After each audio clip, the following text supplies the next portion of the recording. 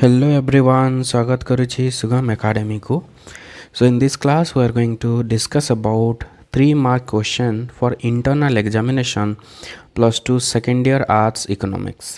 तो आगु आम एमसीक्यू क्वेश्चन डिस्कशन करछंती ता सहित 2 मार्क विशिष्ट क्वेश्चन जो रही डिस्कशन करछंती. तो ये क्लास रे हम स्पेशली फोकस करबा 3 मार्क क्वेश्चन विशिष्ट जो रही question.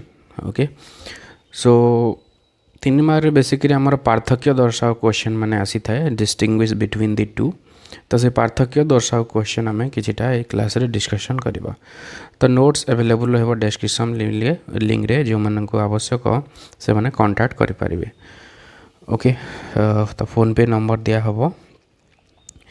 So next let's begin the class. So distinguish between the two उभय मध्य रे पार्थक्य दर्शाओ. तो फास्ट हमर अछि wealth definition and welfare definition, संपद संज्ञा एवं जनकल्याण संज्ञा.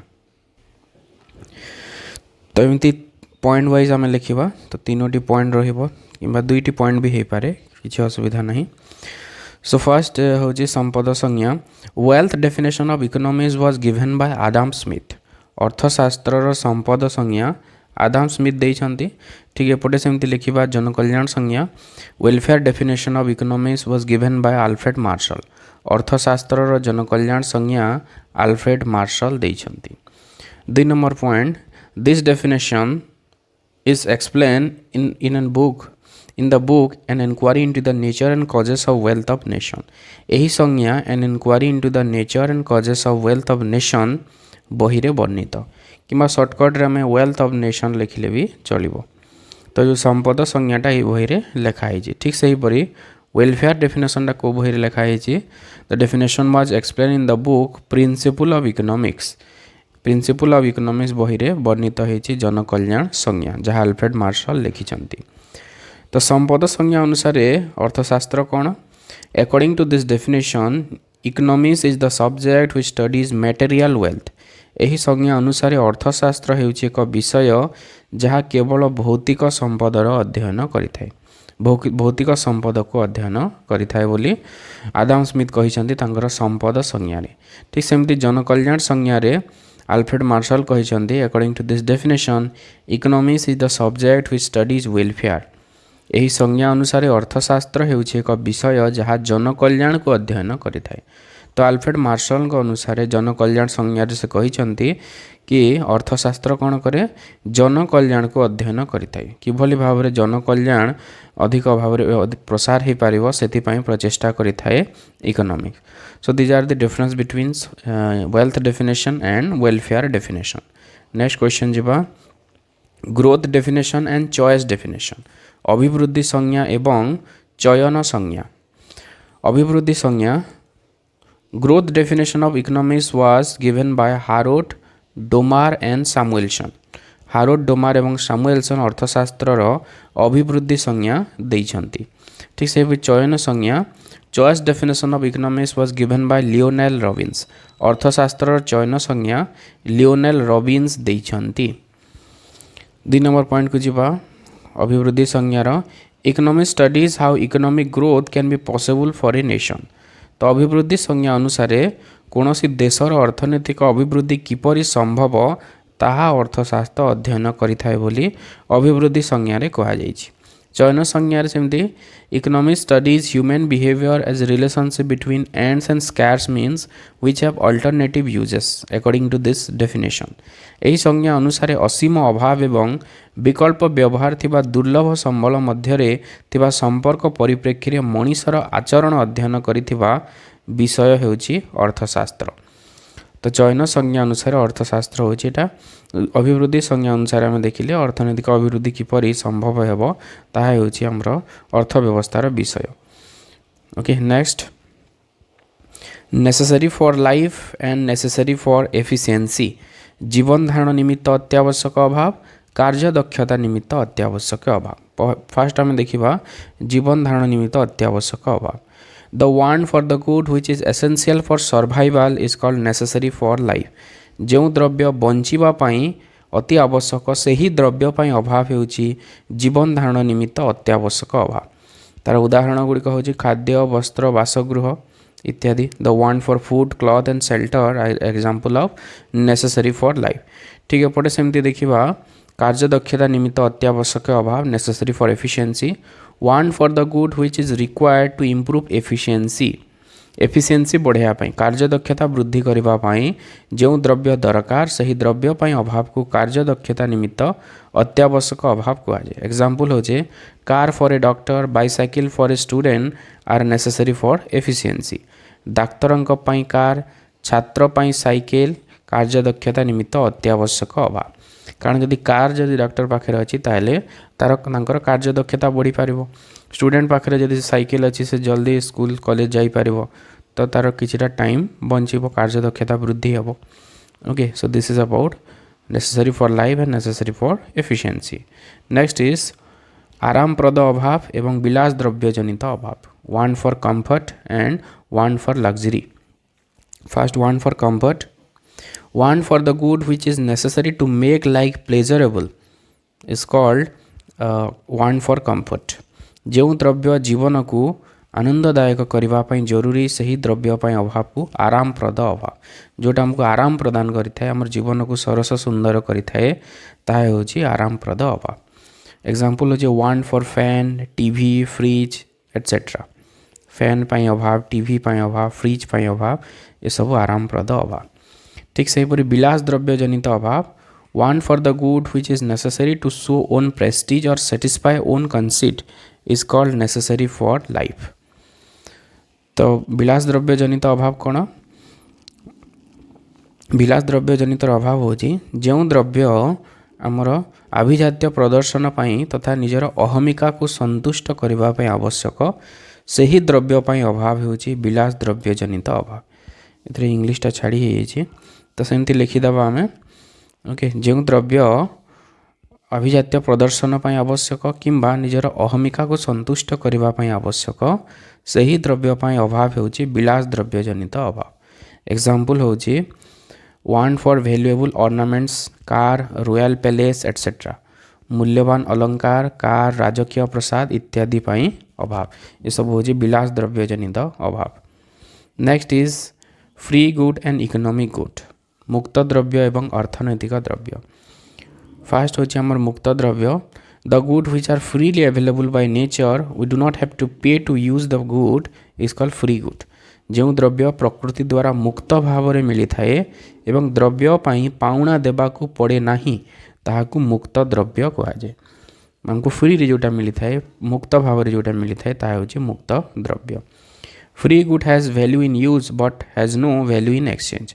मुक्त द्रव्यर व्यवहारिक मूल्य थाए किंतु विनिमय मूल्य न थाए। यार केवल कौन अच्छी व्यवहारिक मूल्य हूँ उपयोगिता अच्छी किंतु विनिमय मूल्य ना तार दर ना। Air river water sunlight are free good. वायु नदीर जल सूर्य किरण इत्यादि मुक्त द्रव्यर उदाहरण। ठीक सेमती अर्थनैतिक द्रव्य economic good is the good which is bought and sold in the market. अर्थनैतिक द्रव्य हूँ एक द्रव्य जहाँ बजार रे किना बिका हुए।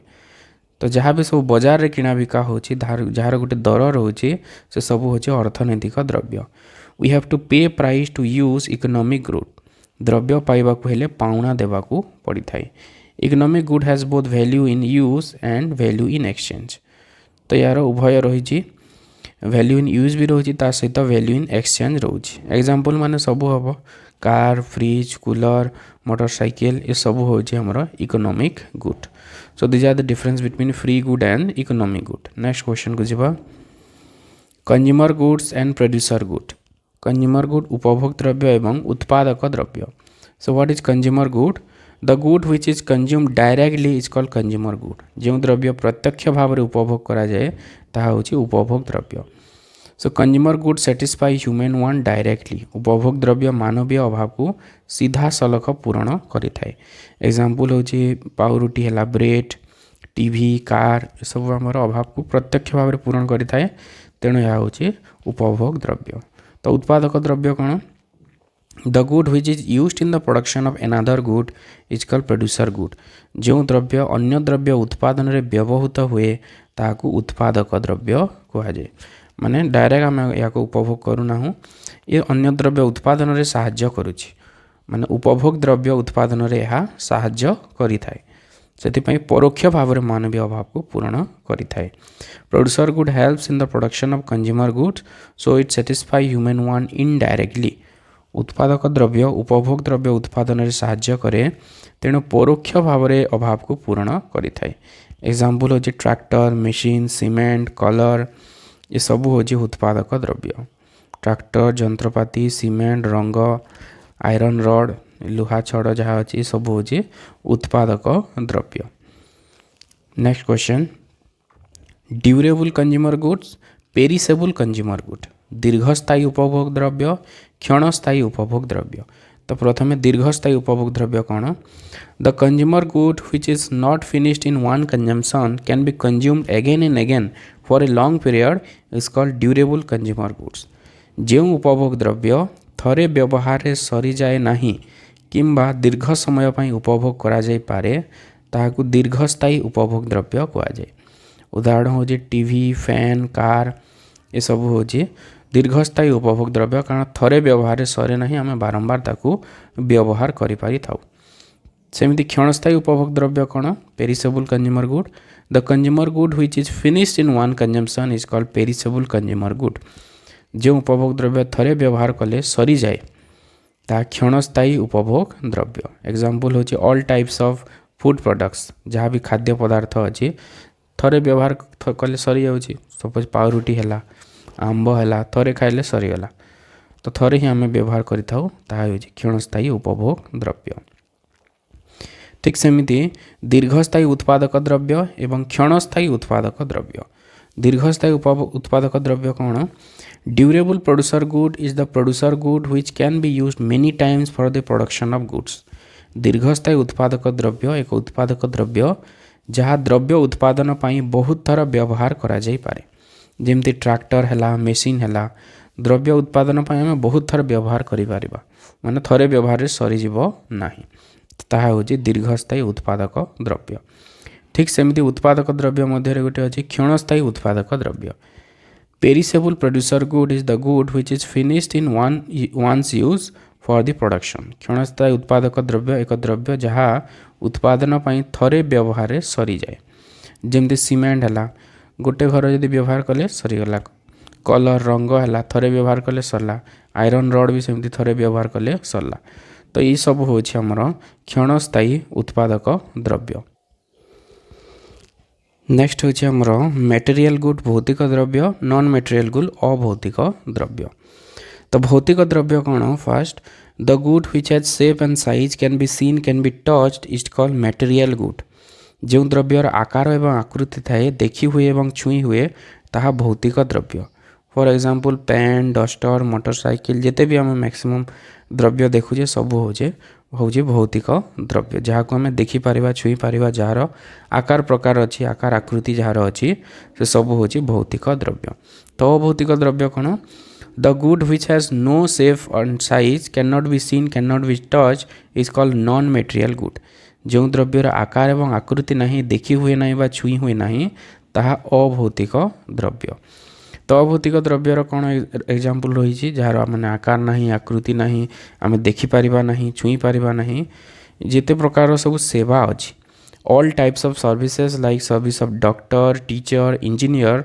आर एग्जांपल ऑफ दिस समस्त प्रकार सेवा डाक्तर सेवा शिक्षक इंजीनियर ये सब सेवा हूँ आमर अभौतिक द्रव्य मानवीय अभाव पूरण करुच्ची किंतु तार आकार प्रकार किछि नाही तो ये सब हूँ अभौतिक द्रव्य सेमती intermediate good and final good अंतवर्ती द्रव्य एवं अंतिम द्रव्य अंतवर्ती द्रव्य कौन the good which is use for the production of other good is called intermediate good जो द्रव्य अन्य द्रव्य उत्पादन रे व्यवहृत हुए ताहा अंतवर्ती द्रव्य the good is not consume directly यह प्रत्यक्ष भाव में उपभोग करा जाए नहीं बरं एटा उत्पादन रे व्यवहृत होता है एग्जांपल होची सीमेंट कलर आयरन रड ये सब होची हमर अंतर्वर्ती द्रव्य पाखापाखि एटा उत्पादक द्रव्य सहित समान सेमती फाइनल गुड कौन the good which is found in the last stage of production process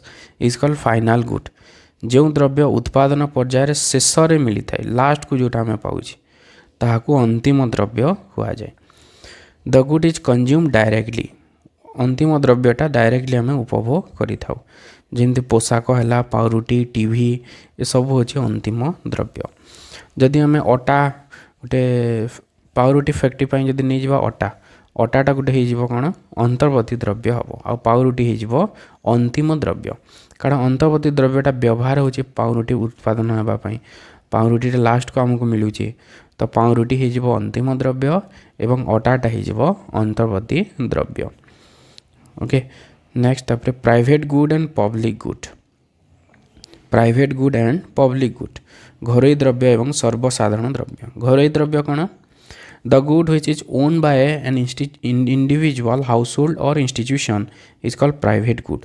जो द्रव्यर मालिकाना कौन व्यक्ति परिवार बा अनुष्ठान हाथ में न्यस्त थाए ताकू घरोई द्रव्य कहुए। घरोई द्रव्य माने exclusion principle is applicable in this good. यही द्रव्य क्षेत्र में बहिष्करण नीति प्रযোज्य। तार अर्थ जदि जड़े पाउना दे पारे नहीं ताहले घरोई द्रव्य उपभोग रु वंचित हेब बा बहिष्कृत हेब उपभोग रु जदि से पाउना दे पारे नहीं।